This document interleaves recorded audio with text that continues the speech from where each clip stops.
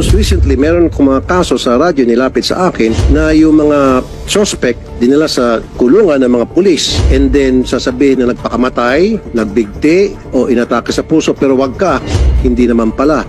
Dahil yung mga pulis mismo pinapayagan na bugbugin yun ng mga kapag inmate dahil may nag-utos. So dapat yun inimbestigan nyo rin. Iniimbestigahan po namin yan. In fact, dapat ho ang mga PITAN ay nagsasubmit ng listahan ng mga namatay while in detention. They do that?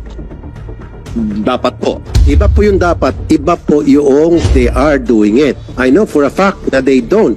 And they are not because you don't have a system that will obligate them to do so. Yes, Your Honor. Interesado rin po ang komisyon doon.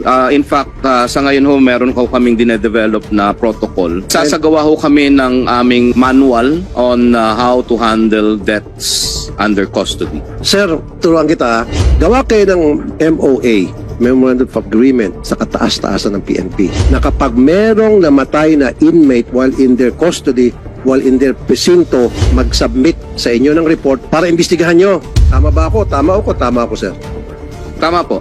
Thank you. Yung pong tungkol sa MOA with the Philippine National Police. Or the DLG. It's on the works, Your Honor. Meron hong usapan na ang PNP even months before and the CHR upang magkaroon ng MOA. Bilisan nyo, dapat kahapon pa yun or last year pa. Kasi sir, pustahan tayo. Every month, may namamatay sa iba't ibang presinto sa Pilipinas na questionable ang pagkamatay. Yun ang dapat tinututukan ninyo. And then, gagawa ka ng inspeksyon, siguraduhin nyo na may mga CCTV working sa bawat jail cells. That's why Sa we iba't ibang support presinto. your bill, Your Honor, on the installation of CCTV in jail Yes. facility. 27,456,000 ang hinihingi nyo for visitation in places of detention and rehabilitation facilities. Okay yan, good na good sa akin to.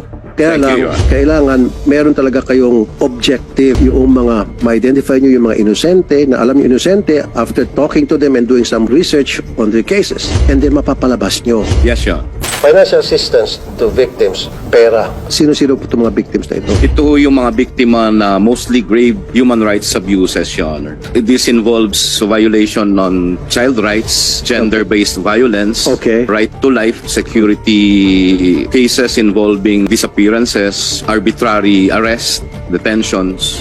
Sa ngayon po, 10,000 for victims. Kulang yun, Mr. Chair. Is that because Ganito, the Senate Attorney, provides. do this for me and we'll do something for you. I-submit mo sa akin yung records na mga request ko and then ipaglalapan ko kayo, pipitas ako sa iba't ibang ahensya ng gobyerno na hindi naman masyado nagpo-perform para i-transfer sa inyo. How's that? Thank you, Your Honor. We And I've done that will before do that, Your Honor. and I can do that again. Basta sundin mo lang yung mga sinabi ko alang-alang sa balit nating kababayan. Yes, Your Honor. We will do that.